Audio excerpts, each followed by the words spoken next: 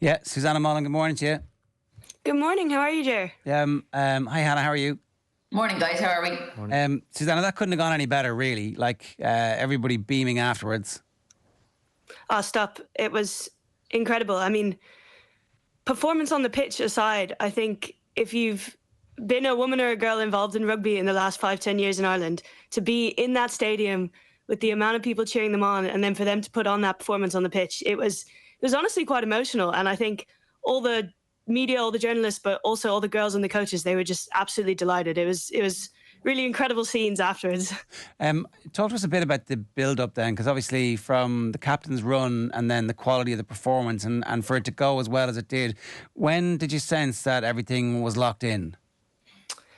You know, honestly, it was a little bit hairy at the start of the second half. I mean, obviously, Ireland dominated a lot of the first half, especially that opening 20 minutes. They looked slick. They said they wanted to come out fast, and they did that. They put the nail down. But then Japan did start to come back. They came out in the second half firing. They scored the first try, and they looked like they were about to score another one, which would have made it, I think, 28-21. And that would have been squeaky bum time, sorry. But Eve Higgins came out with that absolutely phenomenal piece of individual skill. She read the line beautifully, shot up out, intercepted the ball, and was away. I think it was like an 80 or 85 meter sprint down the pitch. And it was funny, like, you always think the wingers, Amy Lee Costigan and Baven Parsons, have the speed, but Amy Lee was running next to her, and I'm sure she pulled up a little bit, but she couldn't catch Eve Higgins, and she was gone, and she was under the posts. And I think that was the moment when we saw it switch, and Japan, I think, maybe lost a bit of confidence there, and then they weren't coming back from that. Hannah, in many ways, this victory, like he says, we just heard that clip from Scott Beeman, we'll take Spain seriously, but the Japan game, if there was going to be a letdown, if there was going to be something that had gone wrong, some psychologically not tuned in properly, it's more than likely going to happen in the first game. Now everybody is into it. They're going to find their flow, and they can relax and begin to show us exactly who they are. Yeah, and as you said, like the Japan game was the one that could have been the potential banana skin just by form on paper. And we've obviously played Japan over the last couple of years. Strangely enough, they played Spain twice in their warm-up games pre this World Cup, which is unusual that you play someone in the same group, and Japan beat Spain twice. But yeah, Japan were the ones, and obviously Ireland would have known that Japan were eyeing up this one as their must-win game if they were to have any hope of progressing out of the group. So yeah, you take all that into it. You take the pre-match, pre-tournament nerves into it, kind of waiting till Sunday to get your campaign started. All of that considered, the home crowd, all of that's kind of supercharged for them, and that feeling of the home crowd, rather. Yeah, it's great to get off the mark and for it to be a tidy win. Is there anything that you saw that was slightly different afterwards? Beeman was talking about the line out, and they're trying to put some new things in there. I guess you want to make sure that you stress test them under match conditions, but not fully show New Zealand or France what you're capable of. Yeah, from my point of view, the line out was really, really impressive. Started off really slick. What the most pleasing part of it, I think, obviously we got, I think 5 of our tries out of the 6 were from set piece launchers, and line out playing a big part in that. But the line out was really slick in terms of the variety. When you play against the big teams that'll kind of bruise you up front in a maul, you can't just rely solely on the mauls. We saw Ireland revert to, we had a lovely one woman lift on Ruth Campbell at one stage for a line out that totally caught Japan on the hop. You saw some nice transfers in the air. You saw a bit of mauling. You saw a bit of peeling. It's just having that variety, as you said, not to show your full hand, but to show enough variety that you keep teams guessing that you're not doing X, Y, and Z in a certain part of the pitch. There was a little bit of a hiccup in it as it kind of went through the first half, but from a frustrating point of view, looking at it, you know, obviously Niamh Jones obviously gets the brunt of to the untrained eye, she gets the brunt of the kind of the blame on a lot of those. But I think it was something tiny from me looking at it on a camera angle, that the girls just were leaving too big of a gap almost between them and Japan past that meter. So the gap is always exaggerated, thus making it harder to jump straight and for the ball to travel in a straight line. So I think they'll see that, they'll know that themselves, and it'll be a quick fix. But everything else around it was really, really, really pleasing. Susanna, a slightly weird narrative coming from New Zealand about how we're going to throw the game against them in preparation for the France game. Did that cross over into your conversations in the press box? Did it cross over into conversations with the Ireland management team? And where the hell is this coming from? Yeah, so this is really bizarre. It's definitely been the hot topic amongst the journalists and the press box. But so basically, on Friday night on the BBC live coverage, Ruby Tui, who's a former, well, she still plays for New Zealand, but she wasn't selected for this World Cup, and she's now doing some of the coverage and the punditry. She basically said that she had on a live BBC show that somebody from the Ireland camp phoned in and said that they were going to throw the New Zealand game because they were going to focus on the two games and then focus on the quarterfinal after that. And basically the BBC presenter was a bit like, so you're saying they're going to throw the towel in? And Ruby Tui went, yeah, that's what I've heard, but basically I don't buy it. I think it's a double bluff. And so everyone was kind of going, where has she heard this? Who in the Ireland camp could have said it? So one of the journalists yesterday did ask Scott about this, and he said he hadn't heard this, that nobody in the Ireland camp would have said that. And he was a bit like, we'll shake it off. That's not true. We're going to take every game seriously. But it's interesting. We were talking and an ex-player that's doing some of the punditry, she said, that could have been me who said that. I could have just kind of said it as a whim, not really taking it seriously. And Ruby Tui has taken this kind of a little bit out of the blue and decided to say it on live TV. So it's a bit of a strange situation. Hannah, is there any world in which you do rest your best players for the game against New Zealand and go all guns blazing for France? Or what is actually the right thing to do here?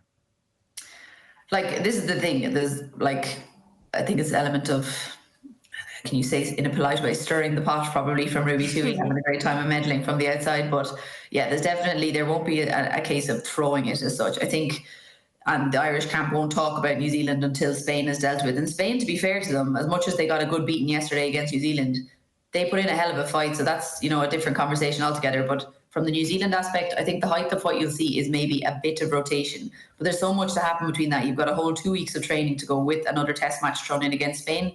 You see how the bodies hold up. If someone in a pivotal position is carrying a niggle, then you may have a little bit of rotation to get people starting minutes. But you're going out there with your best 32. And we've seen from Ireland's bench that there is great strength on the bench when they come on and people arguably toss up for who starts and who finishes, etc. So I would like to think that he wouldn't completely rotate it around from a consistency and cohesion point of view. But that remains to be seen. Obviously, we've got this match to get through this week and see how people hold up after that.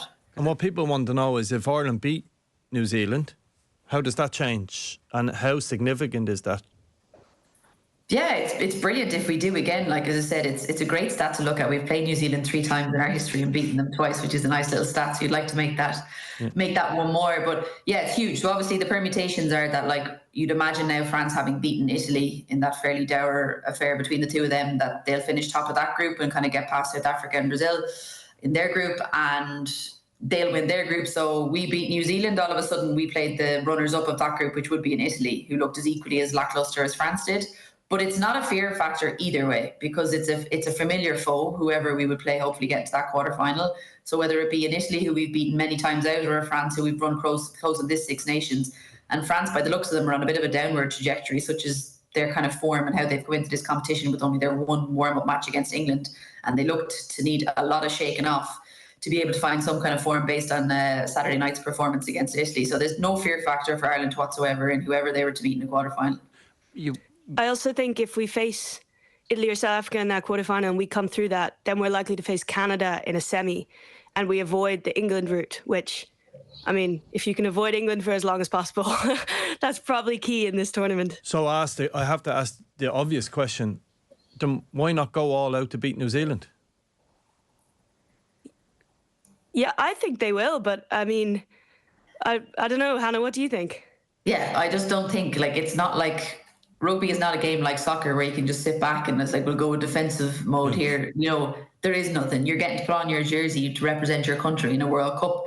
If there's a little bit of rotation, some of these girls are getting their chance to put a hand up for a selection for a quarterfinal. So there's very much everything on the line, despite it being maybe not a must-win game as such. Yeah. There's still very much a lot of kind of subplots to play for. So there's definitely, and especially in a game of rugby, a test match at a World Cup, which we waited 8 years to get back for, there will be no taking the foot off the gas and letting them have it easy, that's for sure. But Hannah, when you say rotation, are you saying players who are the best players, some of the best players will be rested?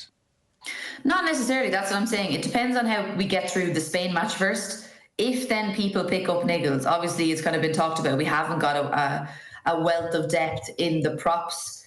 We've bulked up the centres with the addition of Nancy McGillivray in there, and the back three we've pretty healthy too. So there is certain positions that And like, say, for example, 10, if Dana was to pick up a knock, would you see some rotation there perhaps?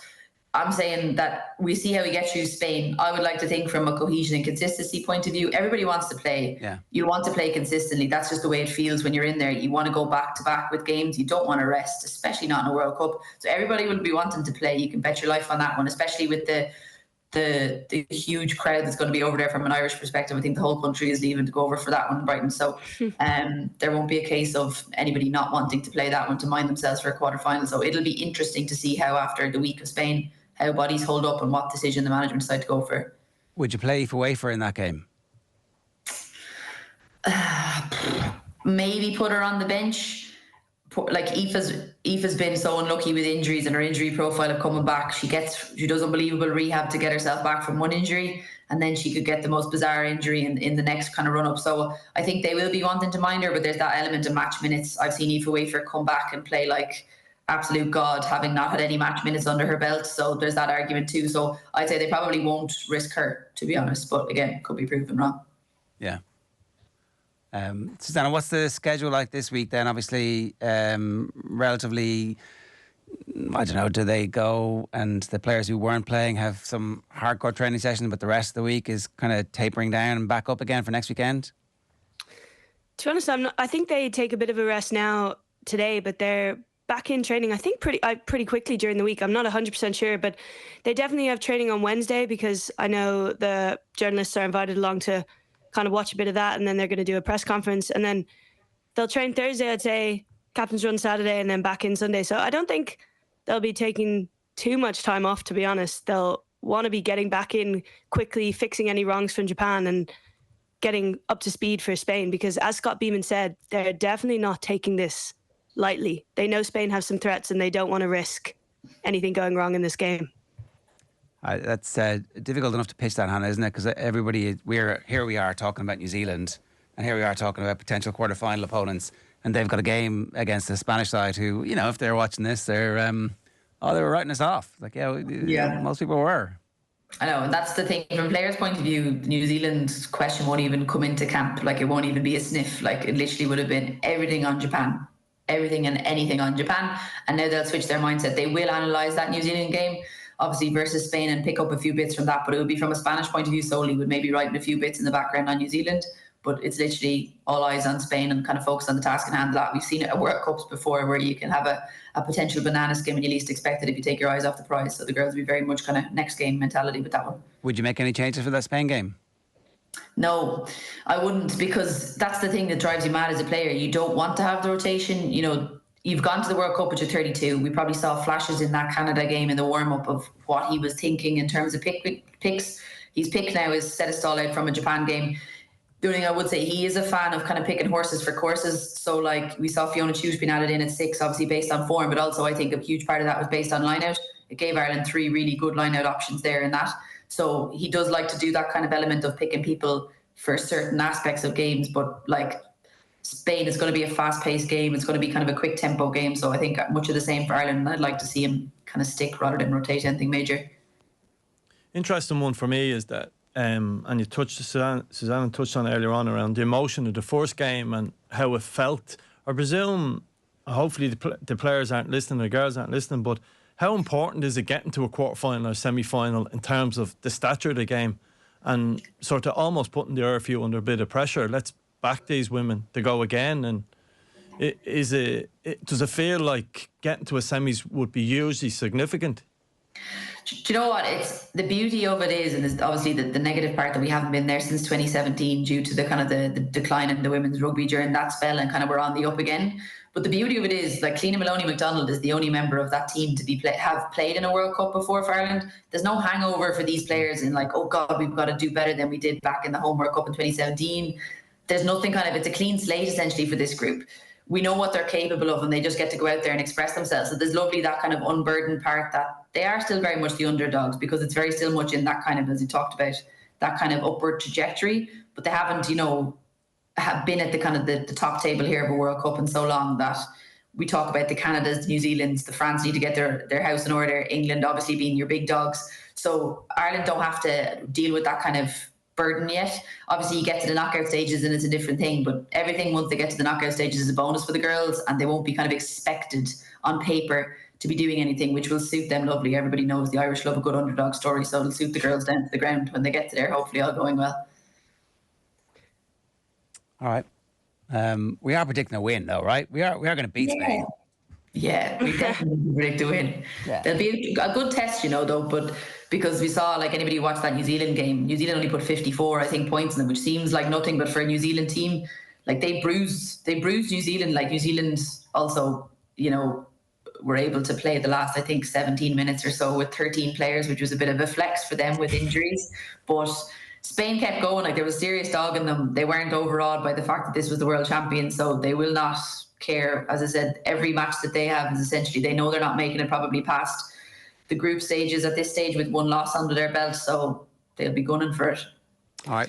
I almost feel like, if we beat Japan and Spain and then go into New Zealand and put up a good fight, Vinny, on your question, I almost feel like qualifying for the World Cup, being here where there's being record-breaking crowd attendances every day. I mean, I think there's something like 3 times the amount of tickets sold at the last World Cup. I almost think that does enough to spur on this green wave that the girls are always talking about, if that makes sense. I think getting to the quarterfinals in a semi, as Hannah said, is a bonus. And from a performance point of view, that's fantastic. But from an emotion point of view and getting people alongside them, I almost think Ireland are already there, and everything they can add on to it now just makes it even better, if that makes sense. Yeah, but my point is, by getting to a quarters and the semis, can you take another chunk of Irish, particularly young girls, on that journey that grows the sport again and almost forces the RFU to back women even more or better, is probably the word I should use. Definitely you can, because Vinny, you saw, like, with the Olympics, the take up in gymnastics and swimming, say, for example, off the back of what Mona McSharry did across what Reece McLennigan had done. It's the same for the women's game, and as you said, like, we've been crying out for it for the last probably 8 years, and England have led the way in terms of professionalism and contracts. Ireland, finally, the IRFU over the last number of years have bought into that. You've seen the buy-in from them and putting the support staffs in place, and look at how good the girls are doing as a result of it. You put those measures in place, the girls are still the same girls. They've just been given a better program to work off. So yeah, as you said, it's very much a case of how well they can do now off the back of that, and everything after that is a bonus. But it does make a case for, keep plugging to the women's game, because look what we're capable of achieving once we get out of the group stages, etc. So yeah, 100% important. Hannah O'Connor, Susanna Mullen, thanks a million. Cheers. Cheers, guys. Thanks a million. Bye. Off the ball requisites with UPMC Orthopaedic Care. When things don't move, rotate, or bend like they used to, choose us to help you get back in action. I would push my chips in for the New Zealand game, pick the full team, get the rah-rah-rah going. Yeah. Even though you don't normally believe in momentum, go a bit of momentum, win a game, go to the next game, win that. All of a sudden you're in the semi-final. And it'll be the point I'm trying to make around. Imagine the noise around Ireland in a semi-final. It's huge. It's huge. Yeah. And look at the growth of girls' soccer, by the way. It is absolutely off the charts. I was recently driving through Tala on the way home from work, and there was a local club, St. Mark's. I'd probably seen 150 girls in the field at 5:30, 6 o'clock. It's fantastic, like.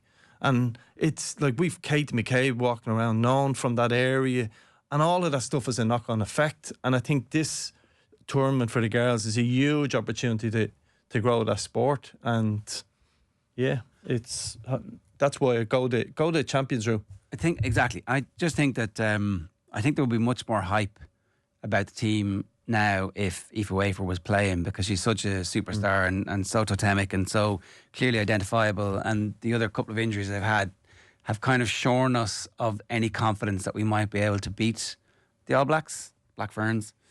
But who knows? Maybe they put in a good performance against Spain and then do New Zealand, and all of a sudden, like that's it's ball game on at that stage. Right, we'll do Cash Machine.